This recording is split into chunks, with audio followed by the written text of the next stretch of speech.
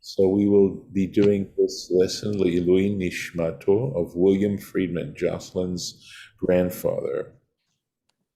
And we'll go ahead with the bracha. Baruch atah Adonai Eloheinu melech haolam asher kitshanu b'mitzvotav v'tzivanu la'asok b'divrei Torah. Amen. Amen. So if I, 1 second, I have to find the right place here. Okay, give me a second here. All right.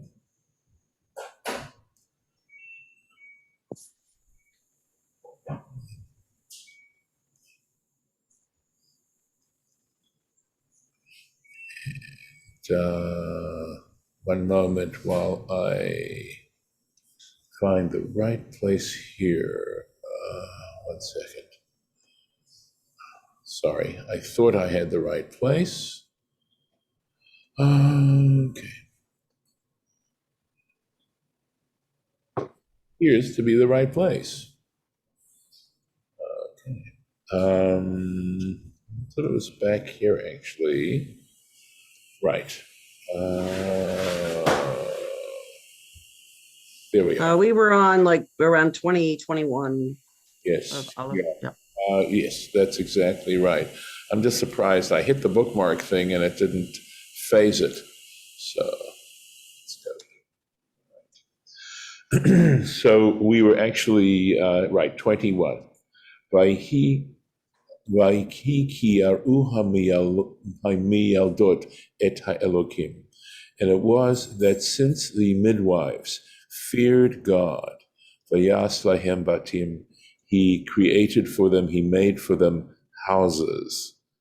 And Rashi is explaining that this is explaining what it means when it says Vayetev Elohim lameyaldot, that God did well by the midwives. This is, in other words, making houses for them, and he's going to explain what we mean by houses.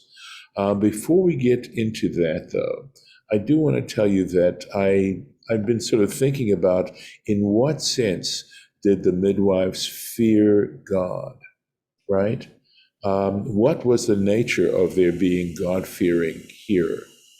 That is, so what happened was they told Pharaoh that the women, remember, Pharaoh had commanded that they kill the male children and on the birth stool, and he had commanded the midwives to do that, any of the male Israelites, and they didn't do that. And I realize, of course, they were sparing the Israelite children, but in what sense was that necessarily a definition of fearing God? Does it have to do so? Usually God-fearing, when you talk about God-fearing, the nature of being God-fearing means not committing sins. So we have to understand that it would have obviously been a sin for them to do that. And despite the fact that Pharaoh had commanded them to do it, that they feared God more than they feared Pharaoh. Because obviously Pharaoh could have punished them severely for disobeying him. He could have killed them. And so this must be the nature of why the Torah describes them as being God-fearing. So let's take a look at the Rashi here. Vayas lahem batim. He made for them houses. Batei kahuna uleviyah. What he meant was like dynasties, right?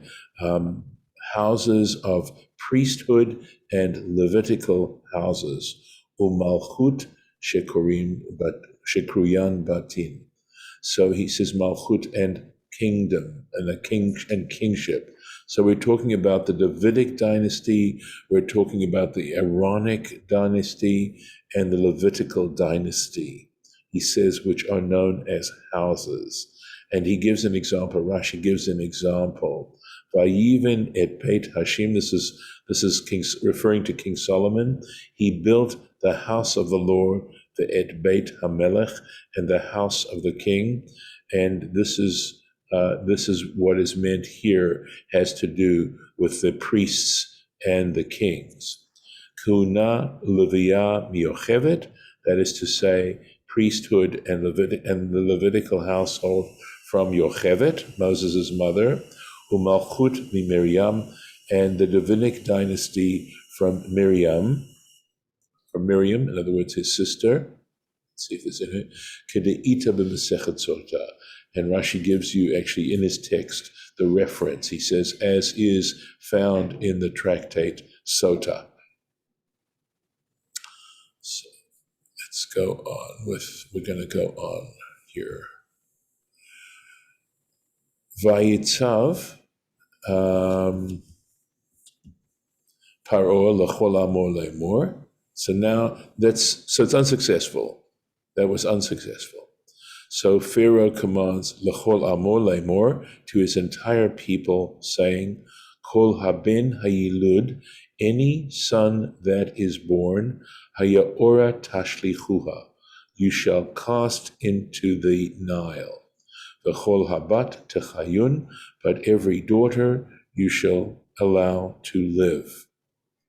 So the fact that it says here, l'chol amor, to his entire people, af alehem gazar, that is to say that it wasn't just regarding the Israelites. This is something that is interesting, particularly, right? That we wouldn't have assumed that. But what Rashi is pointing out, that this particular edict had effect on the Egyptians as well as the Israelites, because it says, Kol Amor, to his entire people, his entire nation. So here's why. Why is this the case?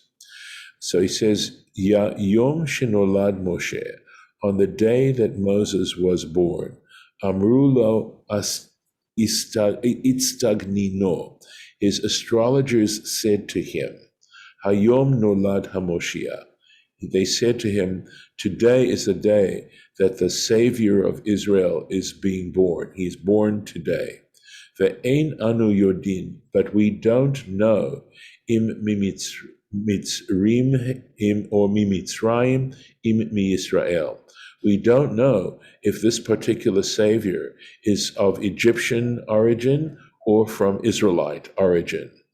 Vero'in anu, however, we see shesofo lilkot b'mayim, that in the end he will be punished through water.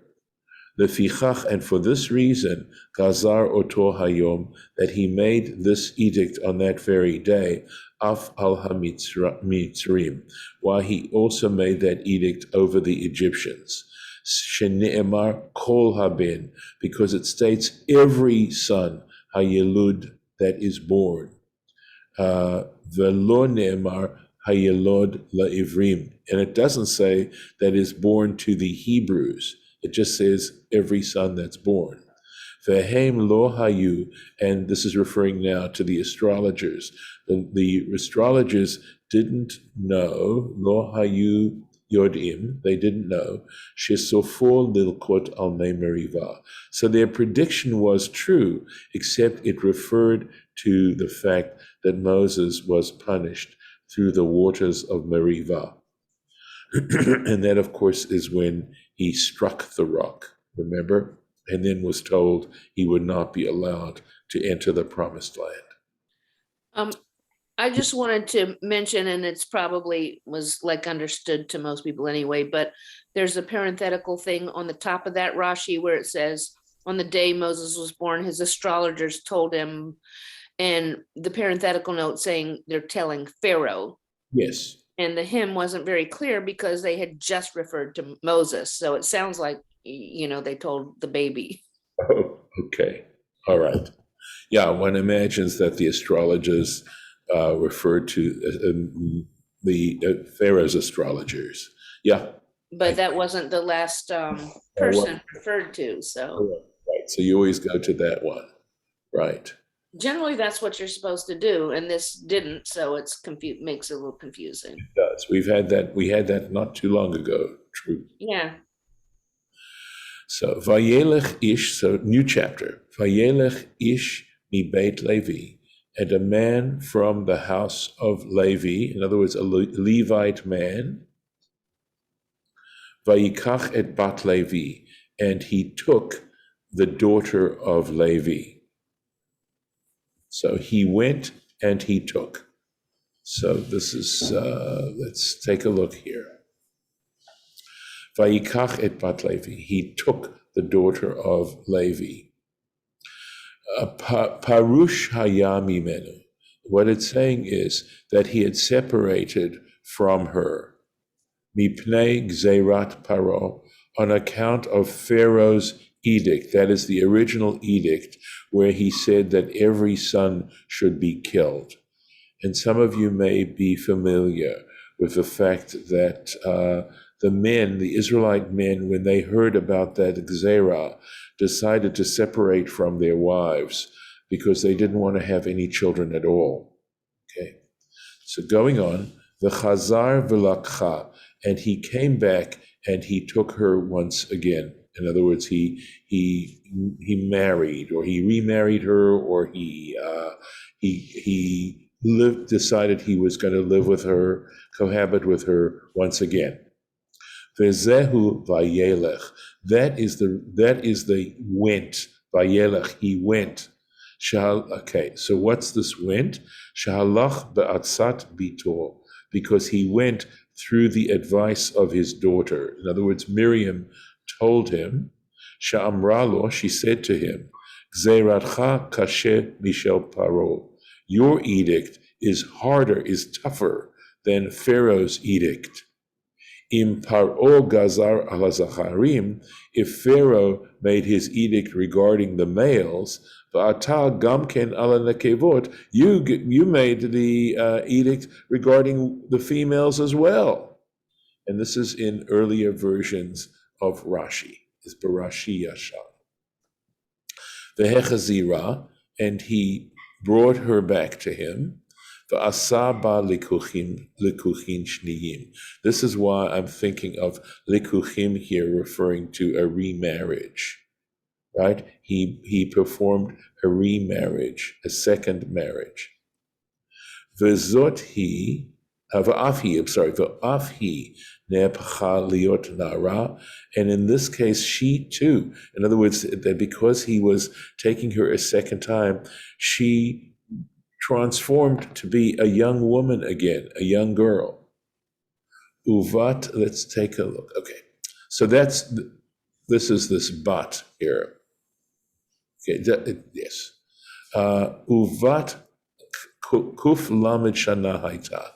And at the time, she was 130 years old.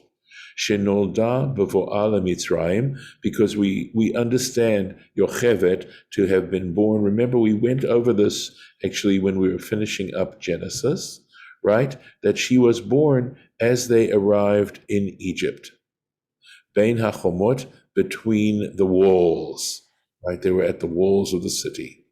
Umatayim ve'esa shanim nishtahu sham, and they were there for 210 years in Egypt. The Egyptian servitude lasted 210 years. Ukeshayatzu, and when they left, Haya Moshe ben Shmonim Shana.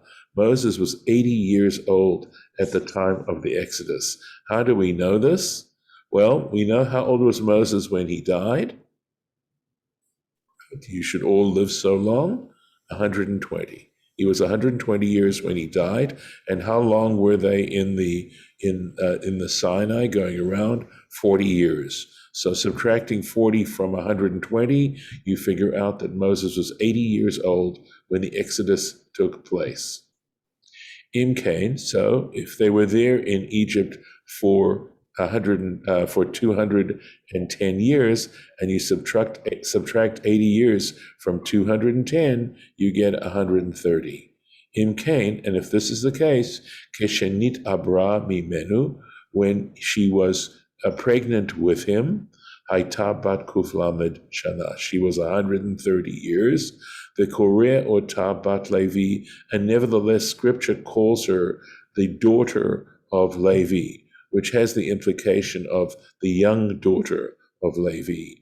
And so we have Yocheved as becoming young again at the age of 130. I think so. The reason why I mention these references is because they talk about 400 years and 430 years regarding the time when they spent in Egypt, or this. If we go to Exodus 12:40, you'll see it talks about it. It gives you a different number, and the Torah Tamima actually discusses this and explains that according to tradition, okay, the servitude began, that is the fulfillment of the prophecy. Remember that back in Genesis to Abraham, I think it's at Genesis 15, Abraham has this Brit Bein Habitarim, this covenant, this deep dream and vision where God tells him about the future enslavement of the Jewish people, and he mentions 400 years. And the way we figure it out is it's from that very moment that the calculation goes. So it's 30 years from the time when Abraham had that vision. They calculate 30 years until the prediction, until Isaac, the birth of Isaac is predicted when the three angels come to visit Abraham. And so that's 30 years there. And then through figuring out the chronology between Isaac and Jacob, we know, he lived to, it tells us how old Jacob was. Remember, Pharaoh asks him how old he is. And I think, if I'm not mistaken, I'm trying to think here, is Jacob lived to 137 years, if I'm not mistaken. And I believe he was in Egypt for 17 years. And so, he tells Pharaoh, of course, he didn't live as long as his ancestors, as his forefathers or his fathers. But at any rate, the chronology is worked out, and that's why we get these numbers that we're talking about. So that, in fact, what it talks about in a land not their own. So the fact, of course, is Abraham, and when this prediction is made, Abraham, Isaac, Jacob all live while they live in the land of Canaan. That is a land not their own. And so that is added to the amount of servitude they actually had in Egypt itself. And that's how they harmonize the fact that these years, that the Bible explicitly, the Torah explicitly talks about 430 or 400 years, as opposed to the actual 230 years that they were, actually, was it 230, or let me look and see. 210 years that they were actually enslaved in Egypt. So that's some details regarding the chronology there, which is problematic. Going on. Vatahar ha'isha, the woman became pregnant. Vateled ben, and she gave birth to a son. Vatere oto, and she saw ki tovhu, that he was goodly, that he was tov. We'll have to explain what that is, and Rashi, of course, is going to do that right there. Keep going. Vatitzpenehu shlosha yirachim, and she hid him. She concealed him for 3 months. So ki tovhu, that he was good. Keshenolad, that when he was born, nitmale habayit kulo ora, that the home was filled with light when he was born. So there's even with what we were saying before about how Yocheved became young again and that she was able to conceive, and here we have Moses when he's born, filling the home with light. I believe that the Torah is giving us some symbolism, and when these kinds of statements are made that don't sort of hold up to a simple explanation, these midrashic explanations, I generally want to look for some greater significance as to why they're trying to tell us these sorts of things. truthfully, on a very simplistic level, one could say that the Midrashim are trying to highlight the miraculous nature of the redemption of the Jewish people, the Israelites, from Egyptian slavery. That they're trying to emphasize the divine element in that process. So that's on a simple level. There may be obviously deeper ways in which one could try and analyze these particular kinds of statements on a more, to try to become a little bit more specific as to the specific examples that are given here. I will mention that that I understand this particular story as actually having greater significance in terms of personal development, that in some ways these stories are talking about ourselves as human beings, and that this whole story of the Israelite servitude and the Egyptians enslaving the Israelites has much to do with the development of our own personalities, and Pharaoh's stubbornness represents, and his denial of God, etc., is all there with our own human development and our own human stubbornness. And of course, it underlines one of my favorite statements: you know what it's going to be, ain't no one going to tell me what to do. And that in some ways, the story of the freeing of the Israelites from Egyptian servitude has to do with our ability as human beings to liberate ourselves from these preconceptions and our own stubbornness, and truly discovering what it is to be liberated, to liberate our own personalities. So in some ways, this would be saying that just like the trying to free yourself from addiction, part of that process is believing in a higher power. And in saying that this process of self-liberation involves belief in a higher power, that a higher power is involved in that. So, just one way of looking at these stories. Going on. Velo yachla od hatspino. And at one point, okay, so remember she hid him for 3 months. And then it says velo yachla od, and she was no longer able to conceal him. Vatikachlo tevat gomer, and she took a box, right? Teva, box of reeds, or v'tachmara, and she covered it, daubed it, bechemar, with mud, and uvazafet, and with pitch. V'tasim ba et hayeled, and she placed the child in it. V'tasim basuf, and she placed it in the bulrushes, al sfat hayaor, on the edge of the Nile. Let's go on down here. V'lo yachla od hatspino, so she could no longer conceal him. So Rashi explains why. Shemanula hamitzriim, because at the point of the birth, when a woman gave birth, they would count out, or at least,